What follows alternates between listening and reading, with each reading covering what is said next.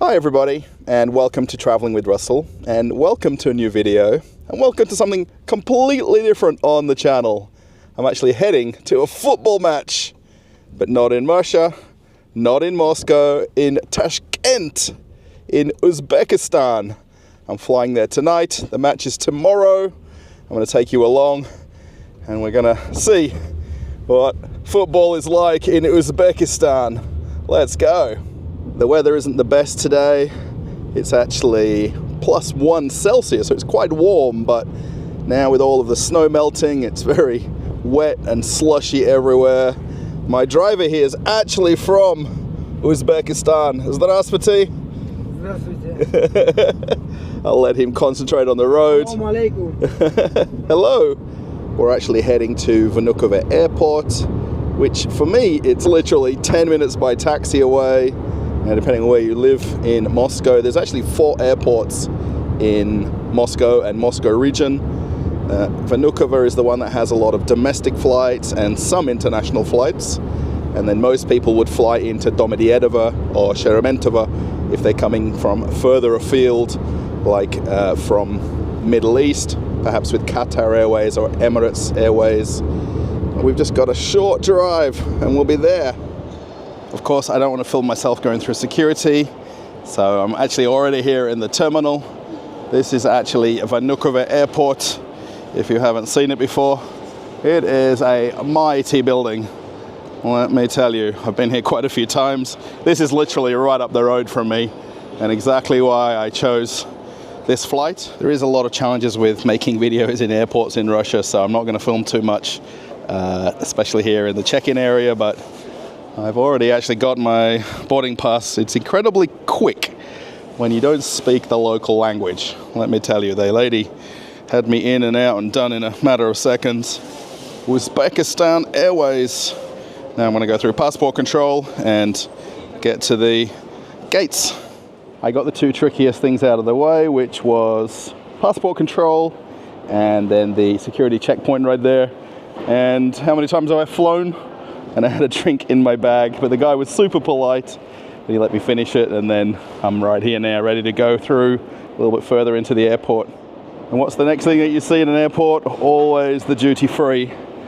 And I've seen in some people's videos recently that they're upset that they're made to walk through the duty-free shop and made to pass by a shop and possibly want to spend some money and buy something, and I'm not really too sure why people are like that. You know, this is just a part of airport travel, that everybody's in it to make some money, and of course, because I'm traveling internationally, I get to walk past the duty-free items. The one thing I always wonder in the Russian duty-free is, are they really cheaper than at the domestic liquor stores? I have one in my building which is already very cheap. I don't personally think there's any big savings in this store. The one thing they do have is they've got the 3-litre Johnny Walker Red for 75 euros. These are the big bottles. Now, if you're from America watching this, they're actually illegal under US law to sell those in America. The biggest bottle you can own is 1.75 litres.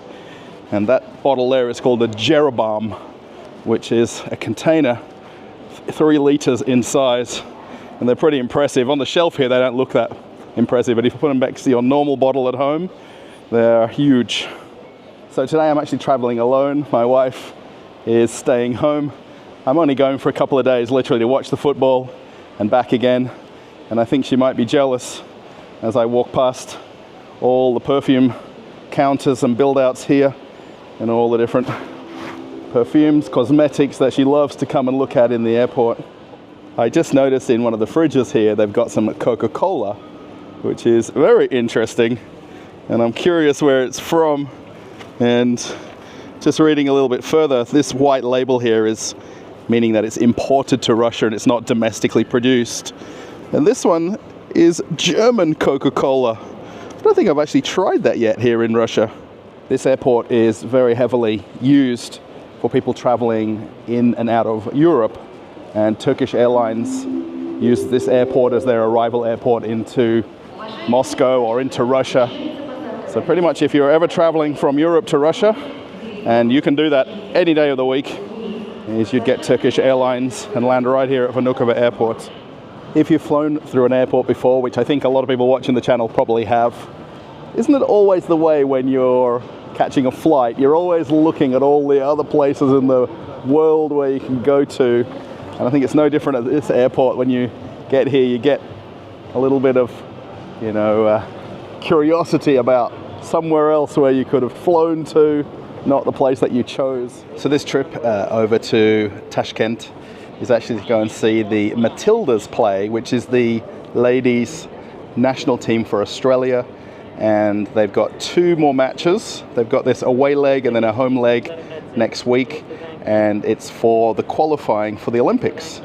So I think more than likely they need to win this match and maybe draw the next one. I'm not sure their progress leading up to this match tomorrow. So it should be fun to go and watch. And I'm curious how many Australian supporters are actually at the stadium. And finally, our flight, or my flight, is ready to board.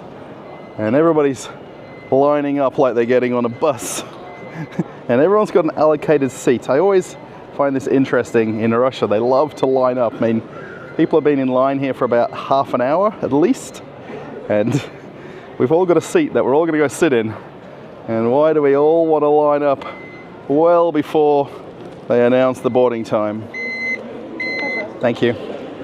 And just like that, we're heading down to the plane and gonna get on board.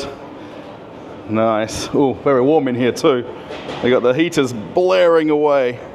Let me know in the comments, is this your favorite part of catching an airplane? Walking down this gantry, I think that's what they call it, and heading onto the plane. It's my favorite part. I think more than any bit leading up to this few seconds.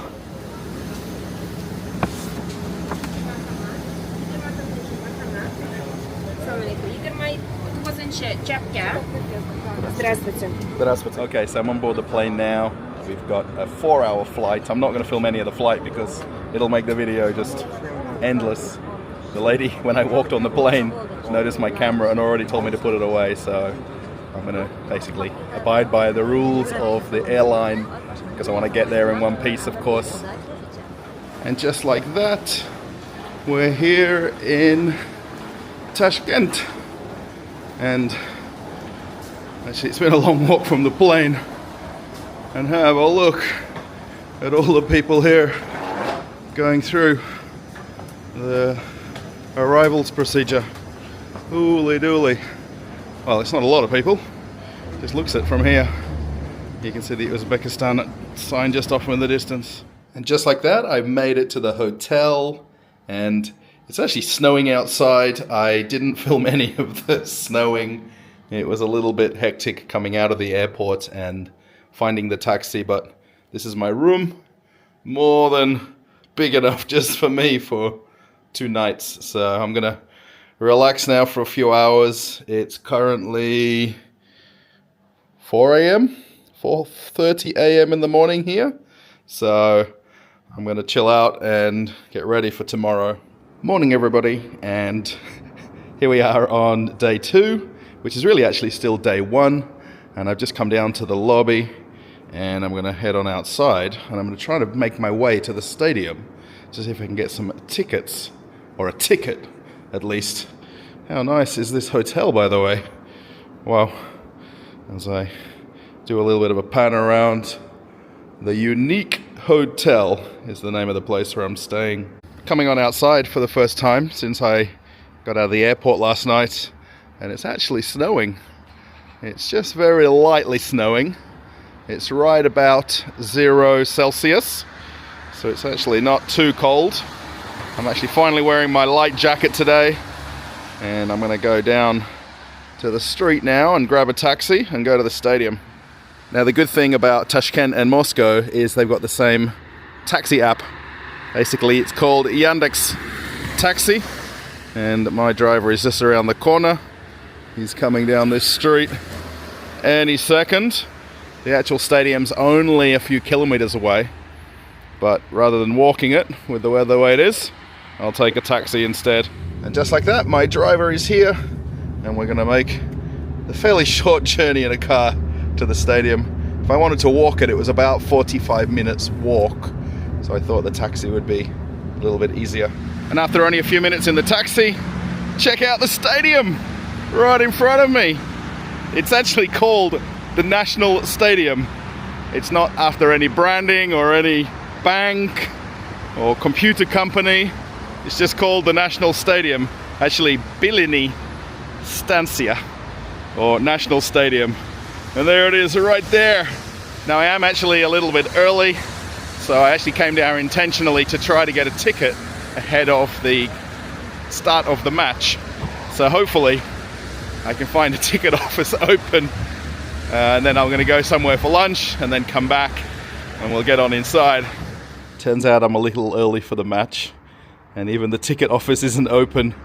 I came here just to get a ticket and then go away and come back again.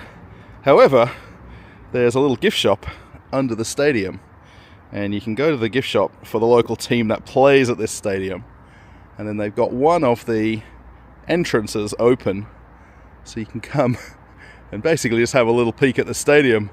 And I think the teams are going to practice here at some point in the next half an hour or an hour. But how cool is this? I'm not quite the only person here. It is very echoey though, and there is, I think, the trainers perhaps on the other side, and then there's even guys polishing the advertising signs, because this is going to be a worldwide televised match. So, but how cool is this? This is a 33,000 seat stadium, and I'm the only one here. So I decided to leave the stadium. I went for lunch and I've come back, and have a look right in front of us. The Australians are warming up right there, and check it out. There's some Australian supporters. It's pretty easy to notice them in the green and gold, and then how empty the stadium is. And home team supporters on the other side wearing all black. So it's pretty neat. Now comes the Australian flag. Wow. Come on. Australians here. Unbelievable.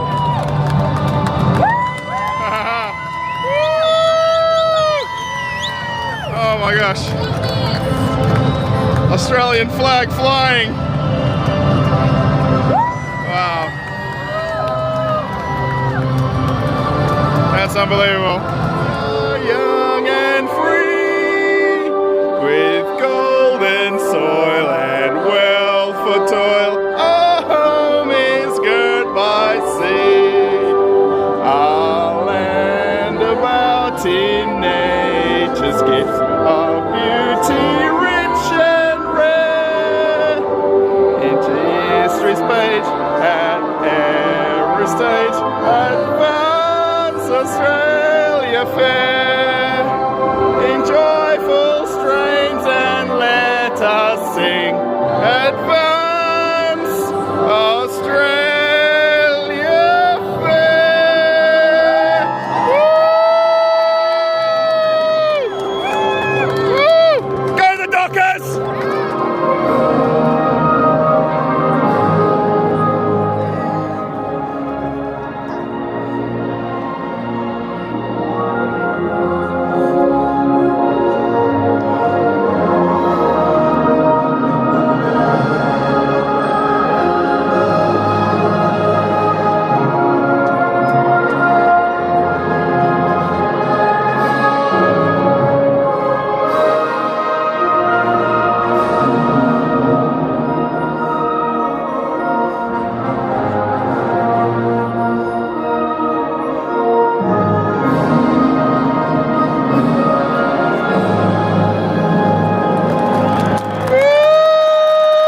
If you're wondering how close I got to the match, of course, there's the Aussies right there just warming up.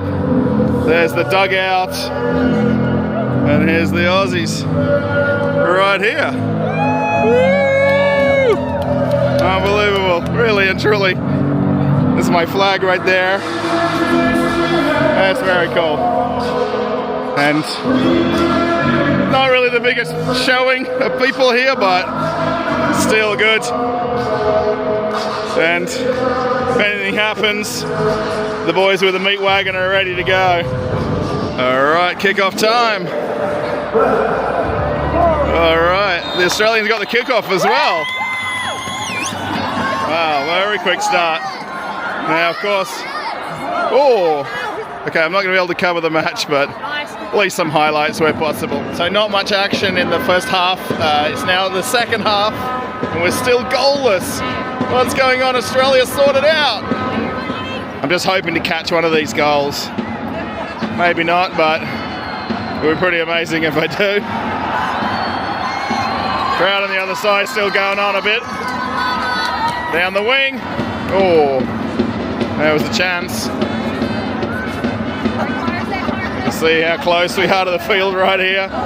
There's the bench warmers. And then all the Aussies right here. One more time. And full time here, and it's Australia 3 and Uzbekistan 0. And not really a lot of excitement at the end of the match, but I think Australia had a lot of high expectations and how many goals they'd score, but 3-0. That third goal was beautiful, the cross and header. Very, very nice.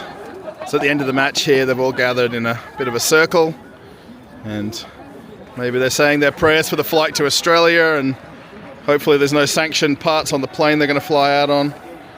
I'm curious, but maybe they're not doing a prayer for the flight, maybe because they won 3-0.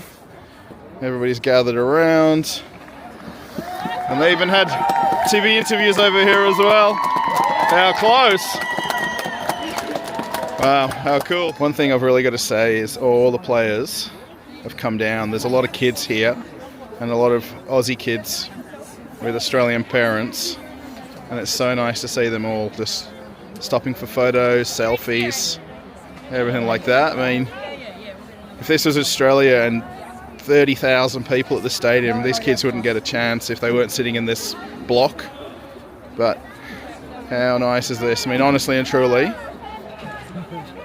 this is the Australian spirit at its best. If anyone hasn't been to football before or has, it's so nice. And all of the players the whole way down.